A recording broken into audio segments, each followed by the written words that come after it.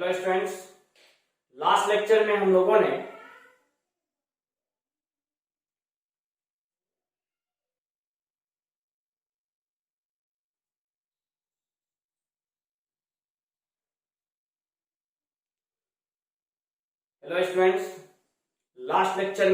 ने evaluation of limit, जो कि 2 लेक्चर में कंप्लीट हुआ था।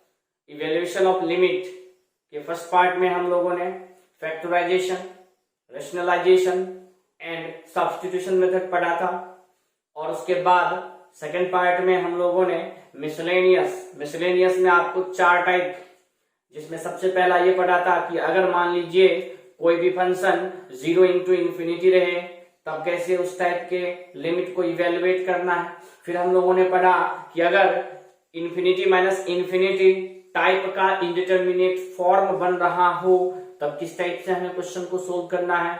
एंड लास्ट में जब x यानी कि वेरिएबल टेंड करे इन्फिनिटी या माइनस इन्फिनिटी को तब कैसे हम लोग उस टाइप के लिमिट को इवेल्युएट करेंगे। तो इन सारे टॉपिक्स को पढ़ने के बाद अब हमारा जो लिमिट है वो एकदम अंतिम पड़ाव पे आ चुका है, और आज के लेक्चर में हम लोग स्टार्ट करने जा रहे हैं सैंडविच थ्योरम। सैंडविच नाम आपने सुना होगा, ठीक है। सैंडविच थ्योरम क्या कहता है, तो चलिए पहले उसके बारे में हम लोग थोड़ा सा स्टेटमेंट जानते हैं और उससे रिलेटेड हम लोग प्रॉब्लम देखते हैं। तो सैंडविच थ्योरम में बोला यह जाता है कि मान लीजिए कि इफ fx एक आपका फंक्शन है जो कि लाई कर रहा है 2 अलग अलग फंक्शन के बीच में या उसके बराबर। एक फंक्शन हम लोग hx मान लिए और एक फंक्शन हमारा gx है। यहां पे आपका कंसेप्ट ये कहता है कि इफ fx एक ऐसा फंक्शन है जो कि gx और hx के या तो बराबर है या उनके बीच में लाई कर रहा है, एंड लिमिट ऑफ gx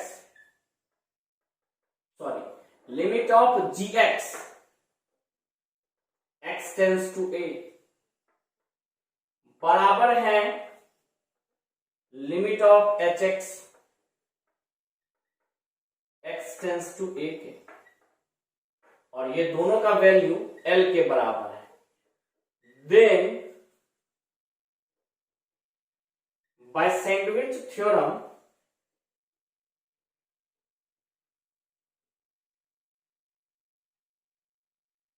तब जाके अगर मान लीजिए कि gx का limit x tends to a और hx का limit x tends to a दोनों का मान बराबर है और l के बराबर है, l यहाँ पे एक यूनिक एंड फाइनाइट क्वांटिटी है, तब जाके देन बाय सैंडविच थ्योरम हम कह सकते हैं कि limit fx x tends to a जो होगा वो भी l के ही बराबर होगा, और यही है हमारा सैंडविच थ्योरम।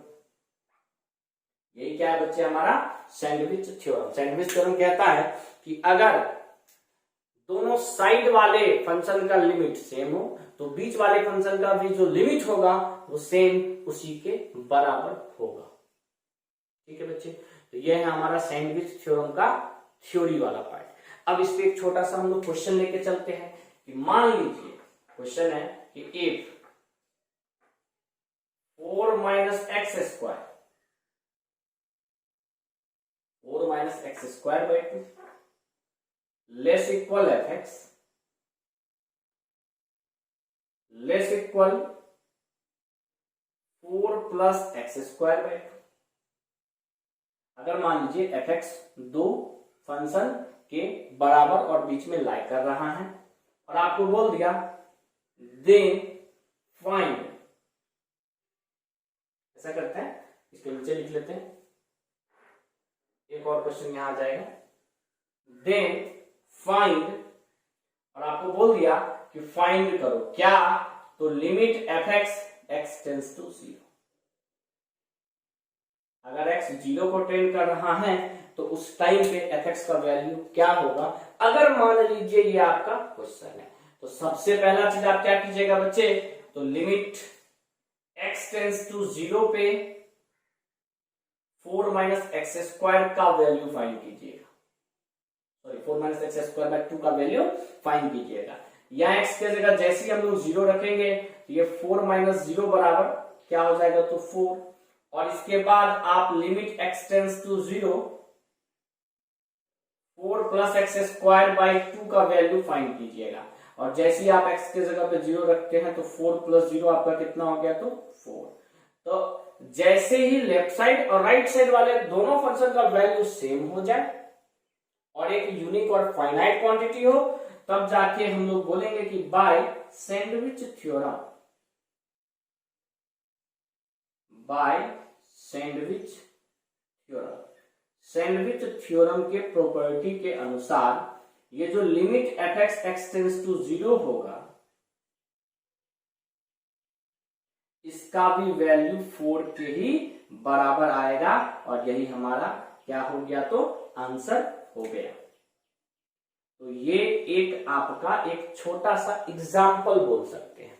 तो इसी टाइप से आपको सैंडविच थ्योरम में प्रॉब्लम को सोल्व करना है। ठीक है बच्चे, अब आगे बढ़ते हैं नेक्स्ट क्वेश्चन पे।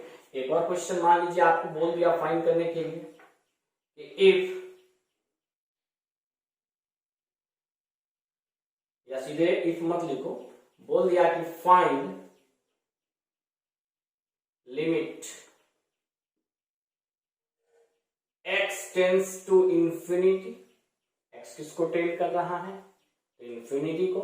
और आपका क्वेश्चन है fractional x plus fractional 2x plus fractional 3x dot dot dot dot fractional nx तक, और बाय में आपका दे दिया n स्क्वायर। एक और चीज यहाँ बच्चे आप क्या कर लीजिए, x नहीं, यहाँ पे वेरिएबल n मान के चलिए, limit n tends to infinity, यानी कि n टेंड कर रहा है इंफिनिटी को। यह आपका क्वेश्चन है, इसका लिमिट हमें फाइंड करना है। और यहां ये भी दे रखा है वेयर, ये जो आपका कर्ली ब्रैकेट है, this denotes the fractional part function, यानी कि ये आपको फ्रैक्शनल पार्ट फंक्शन को डिनोट कर रहा है। और हमें इस फंक्शन का लिमिट बोल दिया फाइंड करने के लिए। अब ये बहुत ही शानदार क्वेश्चन है, देखने से ये नहीं लगता कि ये सैंडविच थ्योरम का है। इस टाइप के क्वेश्चन का आपको अच्छे से समझना पड़ेगा। तो चलिए हम इसको बनाने के लिए करेंगे क्या। तो एक चीज तो सब बच्चे अच्छे तरीके से जानते हैं कि फ्रैक्शनल एक्स का मान कितना भी कुछ हो तो 1 से छोटा होता है और 0 से बड़ा होता है या 0 के बराबर होता है, यानी कि फ्रैक्शनल एक्स 0 से 1 के बीच में लाई करता है और 0 पे क्लोज इंटरवल के साथ। ये चीज आपको पहले ही फंक्शन में बता दिया गया है। तो वी नो दैट, यहां हम लोग लिखेंगे सबसे पहले कि हम जानते हैं, क्या जानते हैं भाई, ये जो हमारा फ्रैक्शनल एक्स है इसका मान कितना भी कुछ होगा तो 1 से छोटा होगा और 0 से बड़ा होगा। ठीक है। दूसरा, अगर मान लीजिए फ्रैक्शनल 2x है तो भी कोई फर्क नहीं पड़ेगा, इसका वैल्यू कितना भी कुछ होगा तो 0 से 1 के बीच होगा। अगर मान लीजिए फ्रैक्शनल 3x है तो क्या होगा, 0 से 1 के बीच लाई करेगा। और ये चलते चलते चलते चलते चलते चलते मान लीजिए हम लोग nx पे पहुंचे तो भी ये कितना होगा, तो 0 क्लोज से 1 के ही बीच में लाई करेगा, ये तो फिक्स है। अब यहाँ पे हम क्या करते हैं, तो टोटल फंक्शन को ऐड करते हैं। 0 प्लस 0 प्लस 0 प्लस 0, 0 को कितनी बार भी ऐड करेंगे तो वैल्यू आपका 0 ही रहेगा। ठीक है बच्चे। फिर यहाँ पे इन सब को ऐड करेंगे तो ये हो जाएगा fractional x plus fractional 2x plus fractional 3x plus fractional 4x plus dot dot dot plus fractional mx। और ये भी ध्यान रखिएगा कि यहां से लेके यहां तक बच्चे n टर्म है। फिर बोलेगा सर n टर्म कैसे, अरे x के साथ कुछ नहीं तो 1 ही है ना, 2 है 3 है, तो 1 से स्टार्ट हुआ n तक गया तो n टर्म है। और इसका मतलब ये एक कितनी बार, n बार। सब बच्चे जानते हैं कि अगर 1 को 5 टाइम्स 5 बार जोड़ो तो 5 होगा, 1 को 10 बार जोड़ो तो 10 होगा। तो अगर 1 को आप n टाइम्स ऐड करते हो, जोड़ते हो, तो क्या होगा? n होगा। अब ये देखो, क्या आपको इसी फंक्शन का लिमिट निकालना है? तो नहीं, आपको जो लिमिट निकालना है इस पूरे फंक्शन के बाई में क्या है? तो n स्क्वायर। क्या है? n square. तो अब आप यहाँ पे क्या करो? Divide by n square.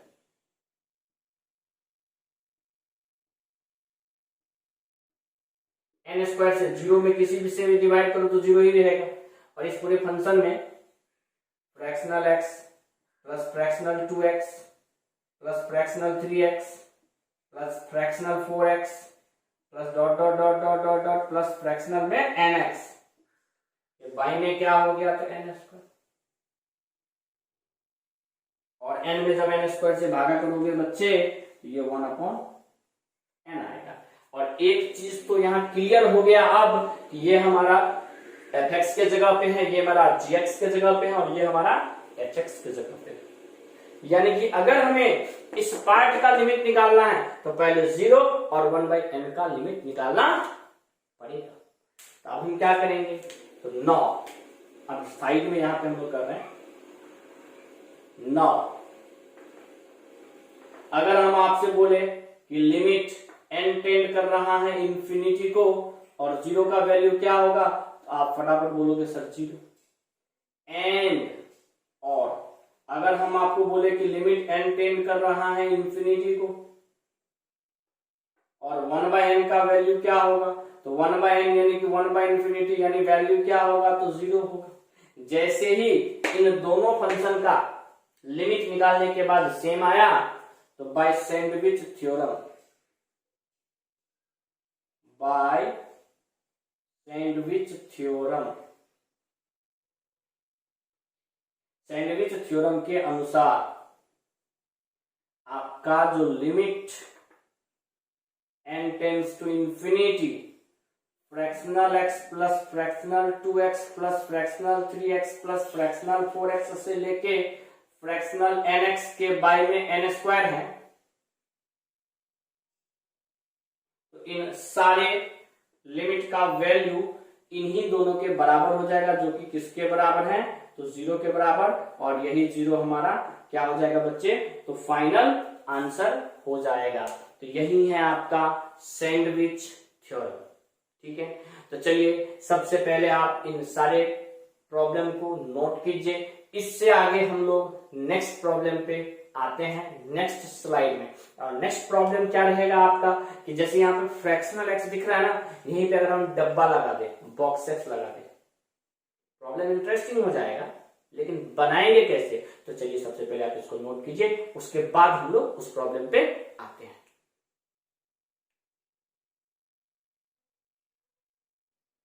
तो बच्चे अब ये मेरा नेक्स्ट प्रॉब्लम सैंडविच थ्योरम के हेल्प से इसे सोल्व करना है। ये प्रीवियस प्रॉब्लम जैसा ही है। प्रीवियस प्रॉब्लम में क्या था? तो फ्रैक्शनल एक्स था। इसमें क्या हो गया? तो बस फ्रैक्शनल के जगह पे हम लोगों ने बॉक्स एक्स यानी कि ग्रेटेस्ट इंटीजर फंक्शन का यूज किया। तो सबसे पहला चीज यहाँ पे एक प्रॉपर्टी आपको ध्यान रखना पड़ेगा कि बॉक्स एक्स का मान कितना भी कुछ होगा, बॉक्स एक्स का मान कितना भी कुछ होगा तो एक्स के बराबर या एक्स से छोटा और x माइनस 1 से बड़ा होगा। तो ये फॉर्मूला, ये प्रॉपर्टी आपको याद रखना पड़ेगा। थोड़ा सा इसको हम एक्सप्लेन कर देते हैं। अब ध्यान दीजिएगा, हम पूछे कि बॉक्स 2 का वैल्यू क्या होगा। तो बॉक्स 2 का वैल्यू कितना भी कुछ होगा तो 2 या 2 के बराबर होगा या 2 माइनस 1 यानी कि 1 से बड़ा होगा, यही होगा। तो क्लियर सी बात है ना, 1 2 का बॉक्स 2 और यहाँ पे तो ये तो चलो हम यहाँ इंटीजर लिए थे, तब यहाँ क्या लिए थे? इंटीजर। अगर मान लो यहाँ 2.1 ले ले या 2.2 ले ले तो 2.2 का बॉक्स क्या होगा? तो कितना भी कुछ होगा बच्चे। तो अकॉर्डिंग टू प्रॉपर्टी के अनुसार ये 2.2 के बराबर या 2.2 से छोटा होगा और 2.2 में से अगर 1 को घटा दोगे तो क्या बच जाएगा? 1.2 से क्या होगा? बड़ा होगा। तो चेक कर लो 2.2 का बॉक्स कितना होता है? तो 2 होता है। तो क्या ये सेटिस्फाई कर रहा है? एकदम कर रहा है। क्या 1.2 और 2.2 के बीच में लाइन कर रहा है? क्या एकदम कर रहा है। और अगर इंटीजर आएगा तो 1 से बड़ा और 2 के बराबर तो आएगा, यानी कि ये दोनों यहाँ बराबर है और यहाँ पे 2 इससे क्या है? तो छोटा है। ध्यान रखिएगा, इंटीजर रहे या ना रहे, इंटीजर रहे या ना रहे उससे कोई फर्क नहीं पड़ता है। बॉक्स एक्स का वैल्यू यहां लिख लोगे तुम लोग कि वी नो दैट, हम जानते हैं कि बॉक्स एक्स का जो मान होगा वो एक्स से बराबर या एक्स से छोटा और एक्स -1 से अधिक होगा। तो इस प्रॉपर्टी, इस फॉर्मूला का यूज करते हुए हम इस क्वेश्चन को सोल्व करेंगे। अब बात यहाँ पे बच्चे किसका है, तो बॉक्स एक्स का है। तो जैसी बॉक्स एक्स का वैल्यू ये हो गया, अगर यहीं पे बॉक्स के अंदर में 2x रहे तो क्या होगा, तो सेम कहानी, 2x के बराबर या 2x से छोटा और 2x -1 से अधिक। अगर यहीं पे 3x रहे तो 3x से छोटा या बराबर और 3x -1 से अधिक। और इसी तरीके से ये अगर nx तक रहे तो यहाँ क्या होगा, nx से छोटा या बराबर और nx -1 से अधिक। अब इन सारे टर्म को आप क्या करोगे, तो ऐड कर दोगे। ऐड में तो जानते हो ना, जोड़ दोगे। ध्यान देना, x -1, 2x -1, 3x -1, nx -1 सबको ऐड करना है। तो पहले क्या कीजिए, इसमें सब में क्या कॉमन ले लो, तो x, जैसे x कॉमन होगी यहाँ बचेगा 1, प्लस में यहाँ बचेगा 2, यहाँ बचेगा 3 और डॉट डॉट डॉट डॉट कहां तक, तो बच्चे n तक। और बात करेंगे -1 सबसे पहला चीज यहां से लेके यहां तक कितने टर्म है, तो n टर्म, n पद है। कितने पद है, n पद है। तो -1 को अगर 4 बार जोड़ोगे तो -4, -1 को 3 बार जोड़ोगे तो -3, -1 को n टाइम्स, कितने टाइम्स, n टाइम्स जोड़ोगे तो क्या होगा, तो माइनस है। लेस देन का साइन, तो लेस देन का साइन, ये सब ऐड होके क्या हो जाएगा, तो box x plus box 2x plus box 3x, कहां तक, तो बॉक्स में nx तक। ठीक है, अब आगे बात करते हैं। ऐसा करते हैं ना, आगे स्पेस रखते हैं, यहां लिख लेते हैं less equal x 2x 3x nx को ऐड करना है तो x कॉमन ही ले लो। x जैसी कॉमन लोगे तो क्या बच जाएगा, 1 + 2 + 3 + 4 प्लस कहां तक बच्चे, तो n तक। यहाँ स्मॉल ब्रैकेट लिखते हैं ताकि आप कंफ्यूज ना होना कि सर यहाँ फ्रैक्शनल है क्या, यहाँ बिग ब्रैकेट है क्या। कहने का मतलब बॉक्स है कि बिग ब्रैकेट, इसीलिए यहाँ पे मैं स्मॉल लेके चल रहा ताकि तुम कंफ्यूज ना हो। अब चलो एक चीज और देख लो, हमें क्या इसी का वैल्यू चाहिए, तो नहीं, इसके बटा में क्या n स्क्वायर है। तो यहाँ पे हम ये भी ध्यान रखेंगे कि अब हमें डिवाइड करना पड़ेगा किस चीज से, तो divide by n square, n square से डिवाइड करेंगे। चलिए इसको ध्यान में रखिए कि 1 से लेकर n तक का योग बच्चे सबको पता होता है क्या, तो n × n + 1/2, योग n × n + 1/2 और -n यहाँ पे है, इन सब के बट्टा में क्या आ गया, तो n स्क्वायर। और यहाँ less than box x plus box 2x plus box 3x से लेके बॉक्स nx तक बच्चे, और इनके भी बट्टा में क्या आ जाएगा, तो n स्क्वायर। और यहाँ लेस इक्वल का साइन, x पहले से है, 1 से लेके n तक का योग n × n + 1/2 होता है, और इसके बाय में 2 सबसे पहले और उसके बाद बाय में n स्क्वायर। अब जैसा कि हम आगे बढ़ेंगे तो यहाँ क्या हो जाएगा, ध्यान से अगर आप देखिए तो ये हो जाएगा आपका x, और यहाँ एलसीएम लेने के बाद यहाँ एलसीएम 2 ले लोगे तो यहाँ बच्चे आपका आ जाएगा क्या चीज, तो n स्क्वायर। उसके बाद देखिए यहाँ -2n, यहाँ +n, तो -n बचेगा, यानी कि n स्क्वायर -n बच गया और बाई में 2, तो फाइनल हो गया n स्क्वायर -n बाई में 2n स्क्वायर। इसके बाद यहाँ पे ये तो जैसा है वैसा ही रहेगा, box x plus box 2x plus box 3x plus box 4x plus box 5x dot dot dot कहां तक, तो बॉक्स nx तक, और इन सब के बाई में n स्क्वायर। और यहाँ कोई टेंशन नहीं है, यहाँ x के साथ में n × n + 1/2 है, और बाई में सीधे हो जाएगा 2n स्क्वायर।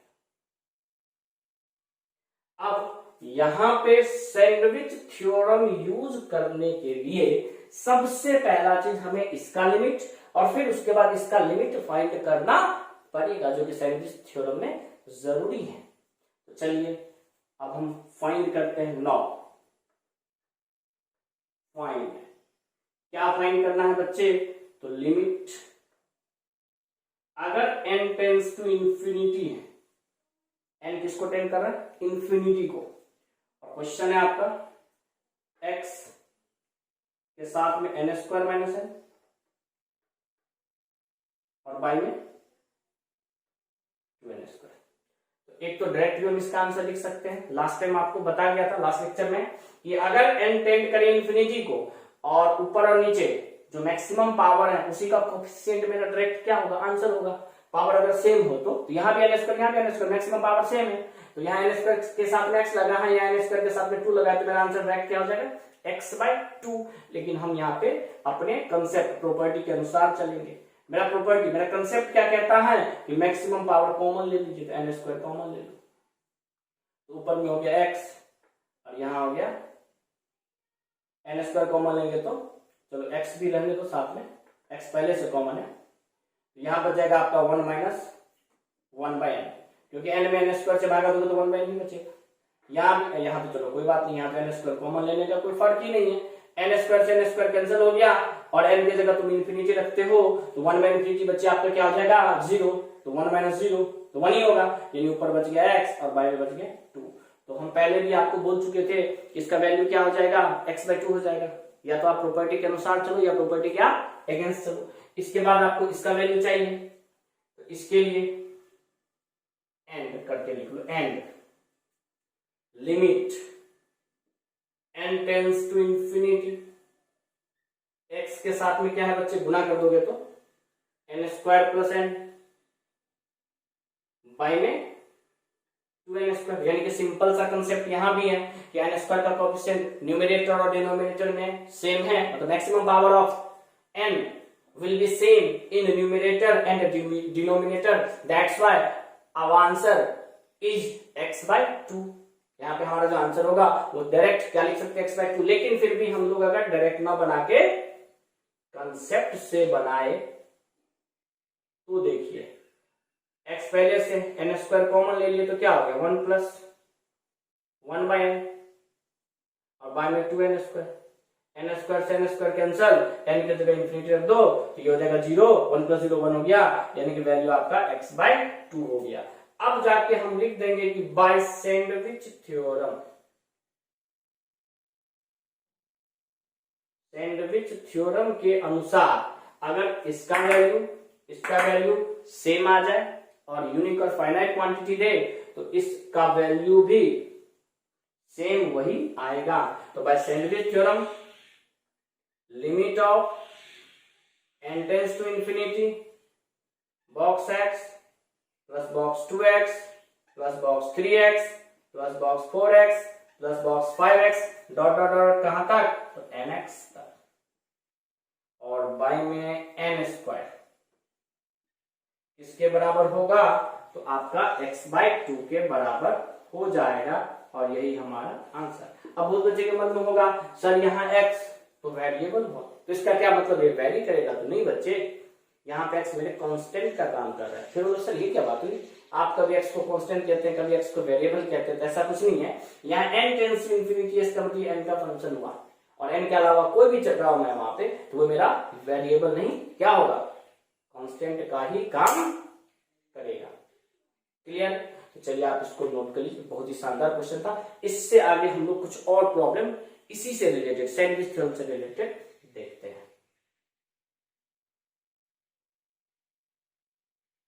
तो बच्चे आपका नेक्स्ट प्रॉब्लम है, इसमें क्या दे रखा है? तो लिमिट n टेंड कर रहा है इंफिनिटी को। लिमिट लिखने का ये भी तरीका और वो भी तरीका जो प्रीवियस प्रॉब्लम में लिखे हुए थे, और यहाँ सिग्मा दे रखा है, r का वैल्यू 1 से लेके n तक। तो चलिए सबसे पहले यहाँ पे प्रॉब्लम को ही अच्छे से देख लेते हैं कि प्रॉब्लम क्या कह रहा है।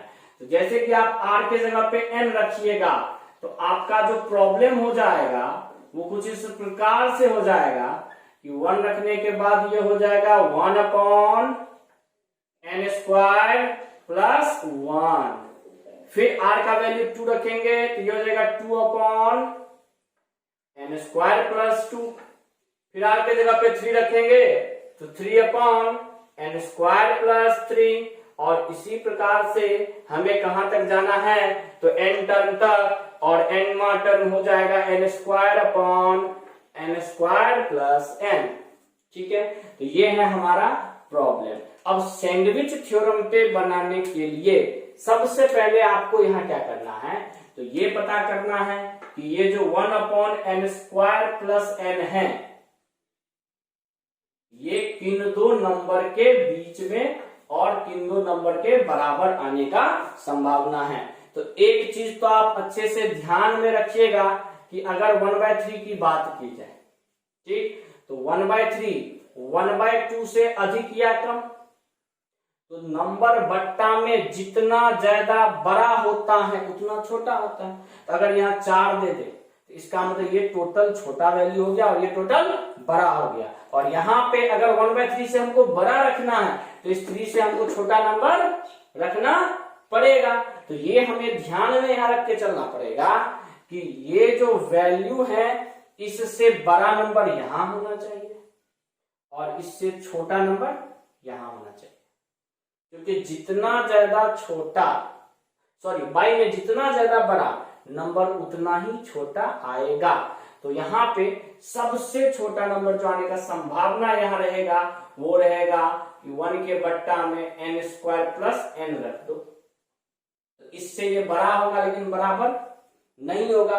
और सबसे बड़ा नंबर इसमें आने का संभावना अगर है तो वो रहेगा 1 के बट्टा में एन स्क्वायर प्लस 1, क्योंकि एन स्क्वायर प्लस एन सबसे बड़ा हो गया।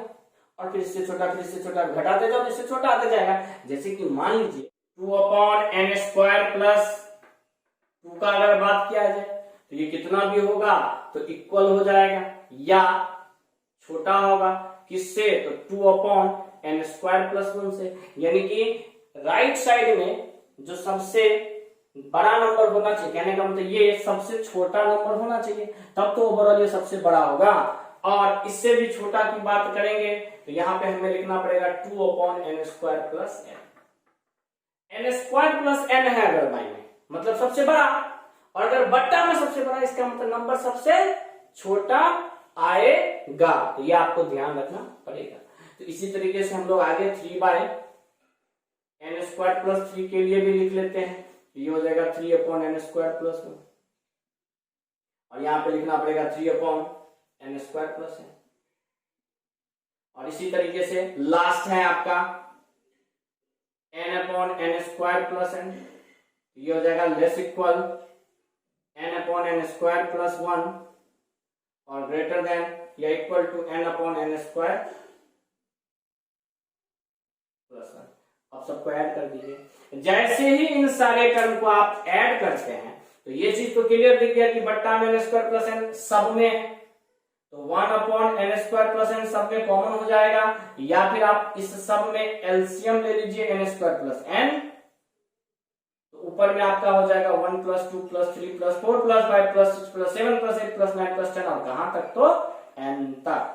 फिर लेस इक्वल इन सारे नंबर को जोड़िएगा तो 1 अपॉन एन स्क्वायर प्लस 1, फिर प्लस में 2 अपॉन एन स्क्वायर प्लस 2, फिर 3 अपॉन एन स्क्वायर प्लस 3, फिर 4 अपॉन एन स्क्वायर प्लस 4, कहां तक तो n square upon n plus n तक।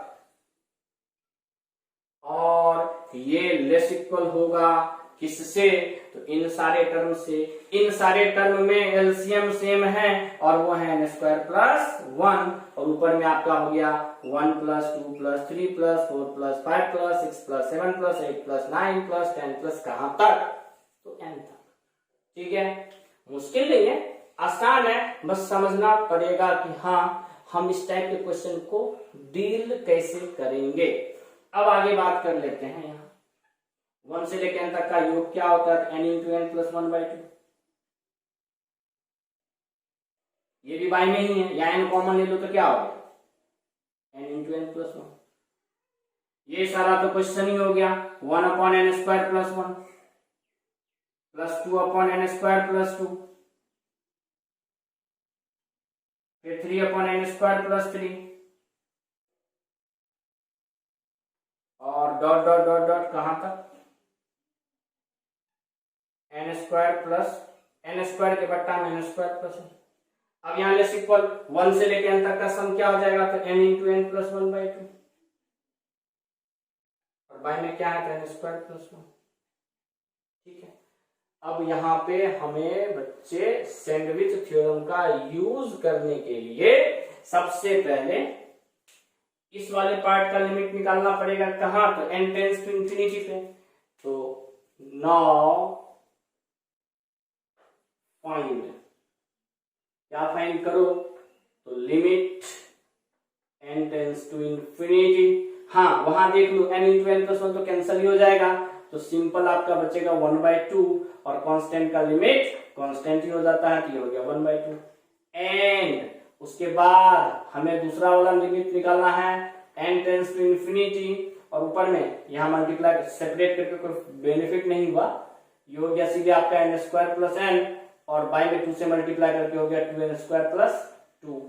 और जैसा कि आपको बार बार हम प्रॉपर्टी ऐसा करवा चुके हैं कि अगर कोफिशिएंट वाला टर्म सेम हो तो डायरेक्ट उसका कोफिशिएंट ही हमारा, कहने का मतलब मैक्सिमम पावर वाला टर्म अगर सेम हो, ऊपर में भी एन स्क्वायर नीचे में भी एन स्क्वायर, तो मैक्सिमम पावर सेम हो गया, तो उसका जो कोफिशिएंट होगा मैक्सिमम पावर का वही हमारा आंसर होगा। तो इसका भी वैल्यू 1/2, इसका भी वैल्यू 1/2। तो by sandwich theorem, by sandwich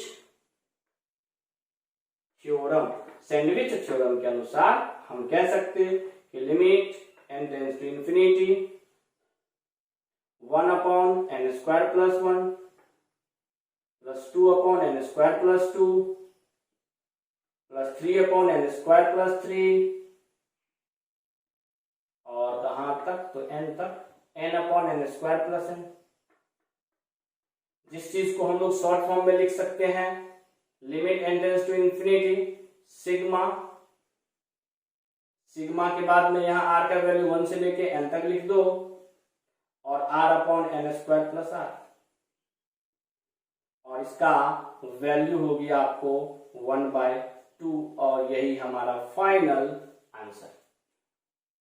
तो सैंडविच थ्योरम जितना ज्यादा आसान उतना ज्यादा मुश्किल भी, बस आपको पॉइंट को पकड़ना है कि हमें डील कैसे करना है।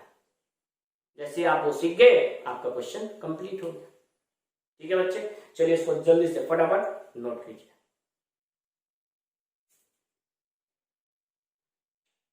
तो बच्चे नेक्स्ट जो आपका प्रॉब्लम है वो ये दोनों है।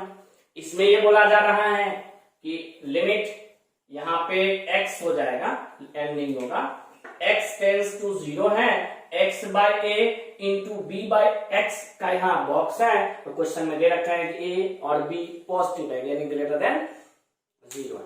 तो अभी इस टाइप का हमने एक क्वेश्चन किया था कि बॉक्स x का मान कितना भी कुछ होता है तो x से छोटा या x के बराबर और x माइनस 1 से ग्रेटर होता है।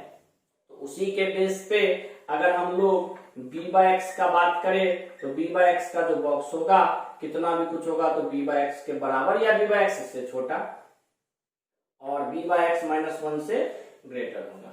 लेकिन इसका तो हमें वैल्यू नहीं चाहिए। अब हमें इसमें मल्टीप्लाई करना है x बाय a से, तो multiply by x by a, ये हमारा क्वेश्चन हो गया। x बाय a को मल्टीप्लाई करना है, या एलसीएम ले लो इसमें b माइनस एक्स से, या फिर ऐसे ना ले लो डायरेक्ट, क्या जरूरी है एलसीएम का, कोई फर्क नहीं पड़ेगा इस वजह से। यहां भी हो गया x बाई इंटू बॉक्स में b बाई एक्स, और यहाँ x by into b by x. और जैसा कि आप जानते हो ये x से x पहले कैंसिल, यहां पे भी आपका वैल्यू हो जाएगा b upon a minus x by a less than x by a into b by x less equal b by a. अब लिमिट यहां पे x टेंड्स टू 0 है, तो सबसे पहला चीज सैंडविच थ्योरम के लिए नाउ फाइंड, आपको फाइंड करना पड़ेगा क्या चीज, तो लिमिट अगर x tends to 0 b by a minus x by a में लगाया जाए तब क्या होगा? तो ये हो जाएगा सीधे b बाय ए माइनस 0, यानी कि b बाय, एंड ये तो आपका फर्स्ट फंक्शन क्या हुआ, लास्ट फंक्शन यानी कि लिमिट x टेंड्स टू 0 रखे, या x अच्छे से लिख लो, x टेंड्स टू 0, और अगर b बाय तो b बाय डायरेक्ट कांस्टेंट है, जिसका डायरेक्ट वैल्यू क्या हो जाएगा, तो b बाय हो जाएगा। तो जैसे इस दोनों का लिमिट सेम आया, b और a पॉजिटिव है, यानी कि कोई फाइनाइट क्वांटिटी आया, तो यहां लिखेंगे कि by sandwich theorem, by sandwich theorem, यानी कि सैंडविच थ्योरम के अनुसार limit x tends to 0 x by a into b by x का बॉक्स का जो वैल्यू हो जाएगा वो हो जाएगा b बाय a के बराबर, और यही हमारा फाइनल आंसर। मुश्किल नहीं है, बस आपको पिक करना है। क्या वही चीज, सेम पॉइंट हम बोलेंगे कि हमें इस टाइप के क्वेश्चन को डील कैसे करना है, वो पॉइंट को पकड़ना है, पॉइंट पकड़ लिया, क्वेश्चन खत्म। अब जैसे ये क्वेश्चन, तो सबसे पहले क्वेश्चन क्या दे रखा है तो वो देखते हैं। तो limit n tends to infinity, by में तो n स्क्वायर है, तो बाय में कोई टेंशन ही नहीं है। ऊपर में क्या है, तो r का वैल्यू 1 से लेकर तक रखेंगे, और सिग्मा है, तो सबसे पहले r की जगह 1 रखोगे तो सिर्फ बॉक्स x आएगा, फिर बीच में प्लस, फिर r की जगह 2 रखोगे तो बॉक्स में 2x आएगा, फिर प्लस, r की जगह 3 रखोगे तो बॉक्स में 3x रहेगा, फिर प्लस, और ये हमें कहां तक जाना है बच्चे, तो n तक जाना है, तो ये बॉक्स में आएगा nx। और सब बच्चों को ये अच्छे से पता होना चाहिए कि ये तो अभी जस्ट हम लोग पढ़े थे, नहीं पढ़े थे, तो ये क्वेश्चन आप लोगों ने जस्ट अभी सोल्व किया है, और मेरे हिसाब से इसका जो वैल्यू था वो था x बाय 2, आप निकाल चुके हो, तो इसको हम आगे करने वाले नहीं है, ये आपका जस्ट प्रीवियस स्लाइड में किया जा चुका है। ठीक है, तो आज का लेक्चर जो कि हमारा सैंडविच थ्योरम पे बेस्ड था वो हम यहीं पे कंप्लीट करते हैं, खत्म करते हैं। इससे रिलेटेड जो भी प्रॉब्लम हो आप अपना सोल्व कीजिए, दिक्कत हो व्हाट्सएप कीजिए। प्रॉब्लम पूछने के लिए आपको नंबर हमेशा ऊपर में ही दिया रहता है इस कॉलम पे, नंबर पे आप व्हाट्सएप कर सकते हैं, पूछ सकते हैं, या फिर लाइव क्लास में आप क्वेश्चन पूछ सकते हैं। ठीक है, हाँ बच्चे, तो अब जो आपका नेक्स्ट लेक्चर होगा वो एल ऑर्बिटल से रिलेटेड होगा, जिसके लिए डिफरेंशिएशन जरूरी है।